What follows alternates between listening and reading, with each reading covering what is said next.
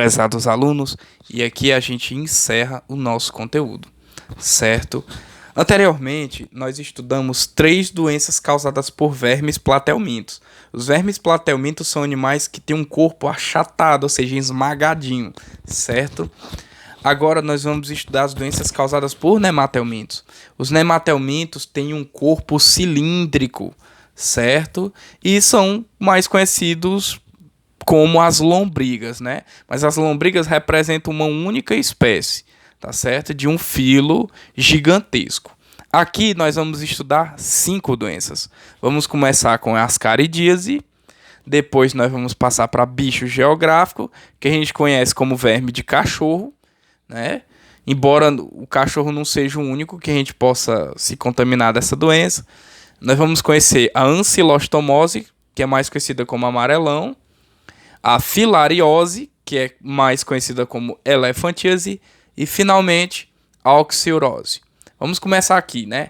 A lombriga, o que acontece, gente? A gente tem a mania de consumir muito alimento assim da rua, alimento que não é bem tratado, né? Alimento que não é feito com a devida higiene, água contaminada, seja água mal filtrada, né? E etc.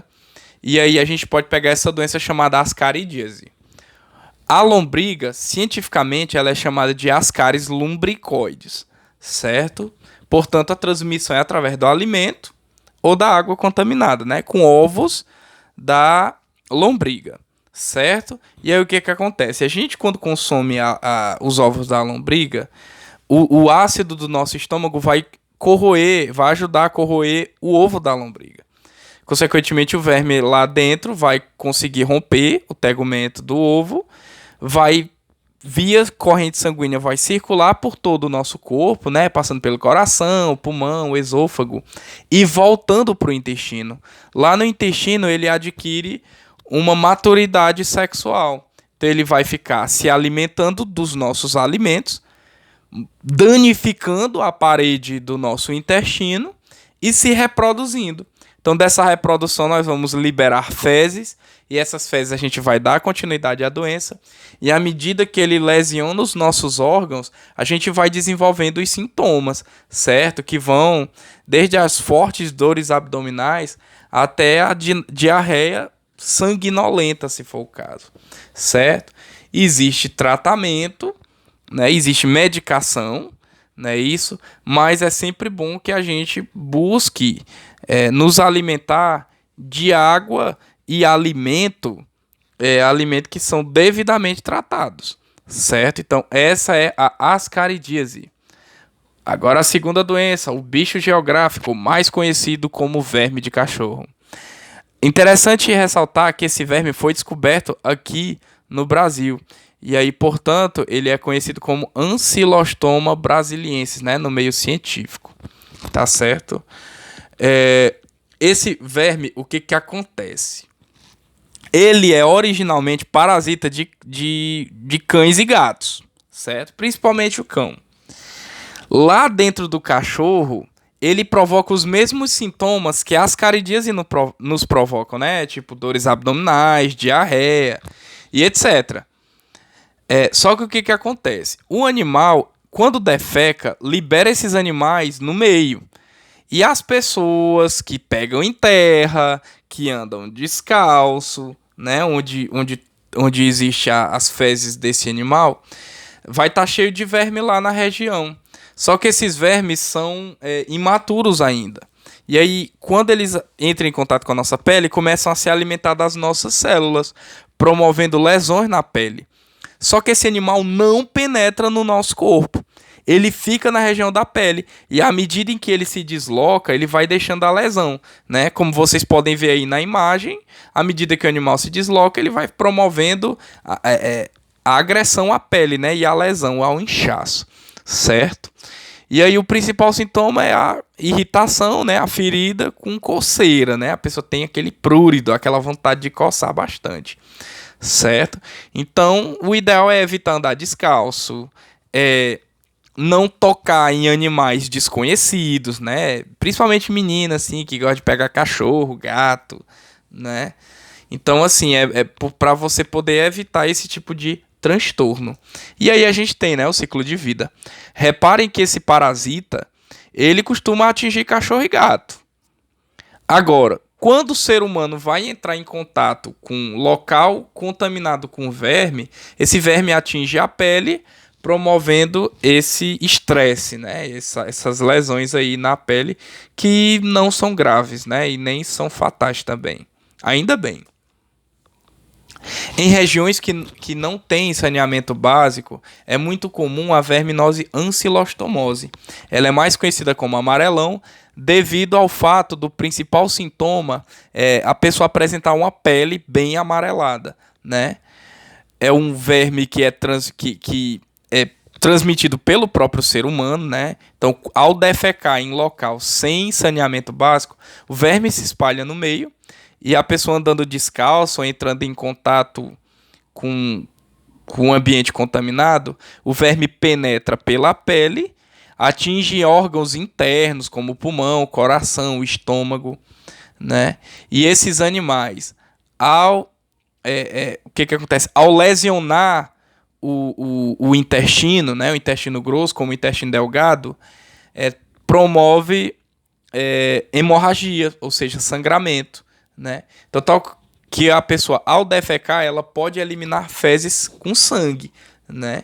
E aí, devido a essa perda de sangue, a pessoa fica com a pele amarelada, daí o nome amarelão.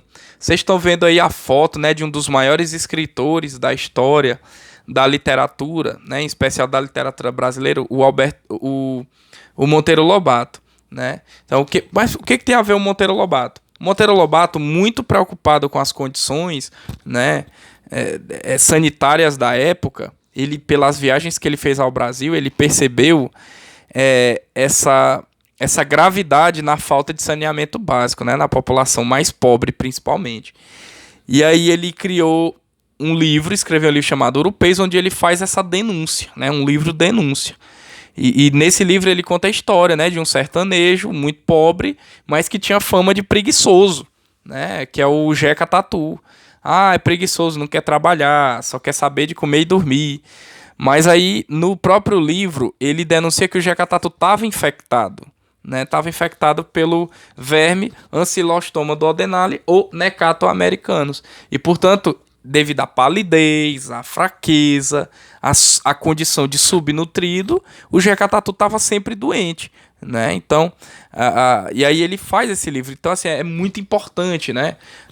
Você ter livros de literatura, mas que abordem questões sociais, que promovem não só uma reflexão nacional, mas a mobilidade das autoridades competentes, certo? Para combater determinada enfermidade, certo?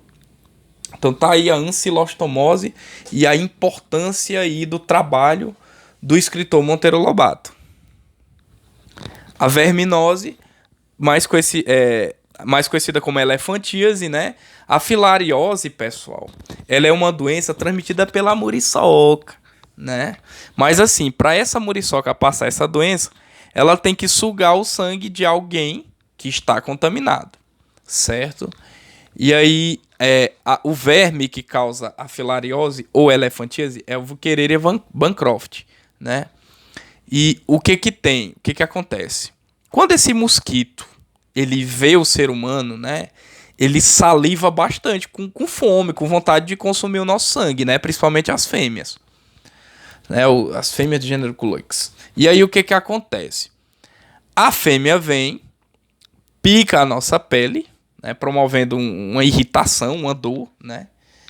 E da saliva dela tá cheia de verme, né? E esse verme penetra no nosso corpo e vai buscar um tecido chamado tecido linfático. Esse tecido linfático tem vasos, os vasos linfáticos. Esses animais atingem os vasos linfáticos, adquirem maturidade sexual, começam a se reproduzir e da multiplicação eles começam a se alimentar do tecido e começam a furar os vasos linfáticos. Tem um líquido dentro dos vasos linfáticos chamado líquido linfático. E aí o que acontece? Esse líquido transborda e ele começa a acumular nos órgãos e nos tecidos, promovendo esse edema, esse inchaço, né?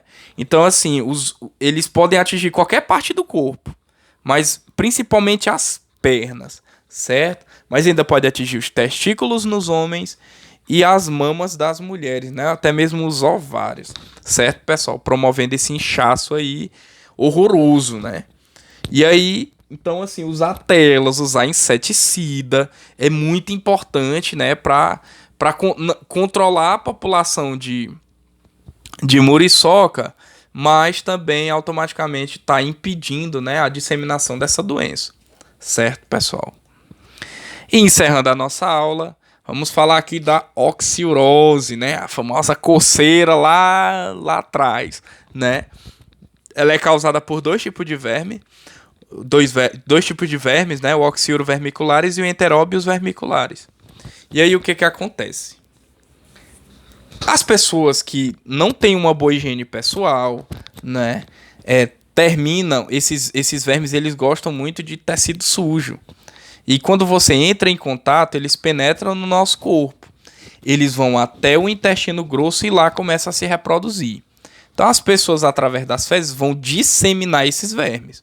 Mas tem um detalhe, as fêmeas gostam de ir para o ânus. Lá elas colocam seus ovos, desses ovos nascem novos vermes. E esses vermes começam a se alimentar do tecido do ânus, né? Que é um tecido parecido até com os nossos lábios. E aí promove o prurido, né? O prurido anal, que é a coceira, né? A coceira lá atrás. E a pessoa começa a coçar e vai espalhando o verme pelas mãos. E a pessoa vai espalhando, né, esse verme para os outros lugares. Não só o prurido anal compõe o sintoma da oxiurose. A pessoa pode ter náuseas, vômitos, né, e fortes dores de barriga. Certo, pessoal? Então aí tem um ciclo de vida, é muito similar ao dos outros vermes, né, isso. E a nossa aula fica por aqui.